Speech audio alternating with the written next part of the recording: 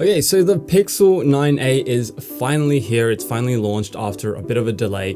And ever since Google announced the Pixel 9a, I've been curious about it, partly because it's $300 cheaper than the Pixel 9, but also because for most people, it's probably the smarter buy. So after spending some time with the Pixel 9a and comparing it to the Pixel 9, I am honestly convinced this is the no-brainer Pixel to buy in 2025, and here's why. Aside from the obvious, which is the lower price, there's actually a few reasons why I like the 9a. Firstly, there's a flat back, no nonsense design. It ditches the Pixel signature camera bar for a minimalist flat back design with that subtle camera bump that lays quite nicely on flat surfaces. Some might miss the bar's distinct look, but the 9a's sleek wobble-free profile makes it more pocket-friendly and durable, I think, though it does use Gorilla Glass 3 instead of Victus 2 on the Pixel 9, so it's sort of more prone to scratches. I'd recommend slapping on a screen protector for this one.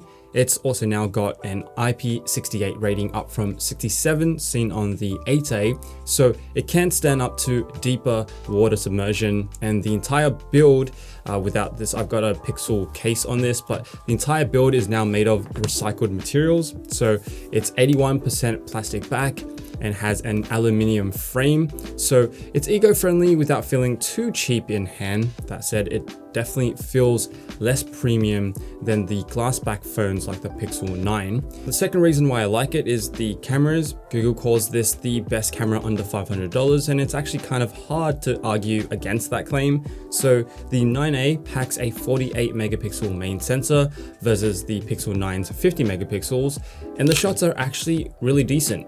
The slightly larger aperture of f1.7 proves to be better than ever in low light conditions. Side by side with the Pixel 9, the 9a's photos hold up surprisingly well. You do lose things like zoom enhance and pro mode, but for casual shooting, it's honestly quite good. It does have a 13 megapixel ultra wide with macro focus, which is a first for the A series, and that now lets you snap pretty decent close-up shots and ultra-wide shots. It's also got all the, usual AI editing suite, Add Me for group photos, Best Take for fixing expressions, and Magic Editor to rewrite your shots with text prompts. And the AI features are nice to haves, and I still do think Google does computational photography incredibly well compared to the competition, so that's a big plus. Okay, so the display is basically donated from the 9 over to the 9a. And that's a huge win because we get that same awesome 6.3-inch Actua OLED panel with a variable 60-120 refresh rate and a familiar 20:9 aspect ratio.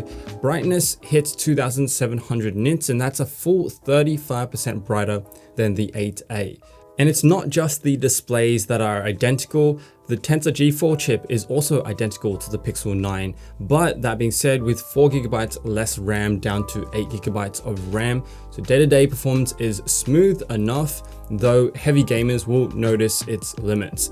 Now, the battery is absolutely a standout feature. It has the largest battery ever fitted into a Pixel phone at 5100 mAh, and that is a whole 8% larger than the Pixel 9's 4700 mAh battery. So when paired with the already efficient in-house Tensor G4 chip, which, let's remember, is a slightly underpowered chip to the competition, but it does mean a really efficient power pull from a big battery.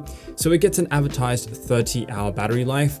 I haven't had enough time yet to come to that conclusion, but I have been using it for 2 days and I've just charged it once before filming, so it's looking like it has the best battery life out of the current Pixel lineup. There are a couple of things that I don't like. The charging speeds is one of them, and they're considerably slower than other similarly priced phones. So we get 23-watt wide charging on this and 7.5-watt wireless charging. The Nothing 3A phone has 50-watt wide charging. The Samsung Galaxy A56 has 45-watt wide charging, and even the iPhone 16e supports 29-watt USB-C fast charging. So the Pixel 9a's 23-watt wide charging is the slowest of the bunch.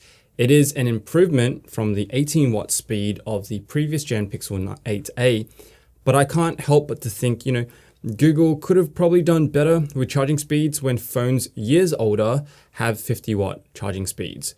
It also lacks mmWave 5G and Wi-Fi 7, which isn't a deal breaker, especially for a $500 phone, but it does limit future-proofing for high-speed connectivity. So overall, I think the Pixel 9a has to be the best value Pixel ever at $499. I think it's a better value prop than the $599 iPhone 16e here. And I reviewed this a couple of months ago. It's good, but at the price of $599, it does not beat this. So if you're shopping around for a mid-range, more affordable phone, but you don't want to sacrifice, too much on flagship features, this phone is probably a great pickup for you, especially with Google's promised 7 years of software updates. Man, I have to say, I am really impressed with Google. I think they're doing a great job with Pixels on both the hardware and the software front. But what do you think? Would you pick the 9a over the Pixel 9 or the 16e? Drop a comment below and let me know. And if you made it to the end of this video, drop the code word comment, pixelated. I've had a pretty crazy, busy 2 months of work all over the world. So this review was much shorter than usual, but I hope you enjoyed this review format. Now it's time to catch up on some sleep. And as always, thanks for watching, and I'll see you in the next video.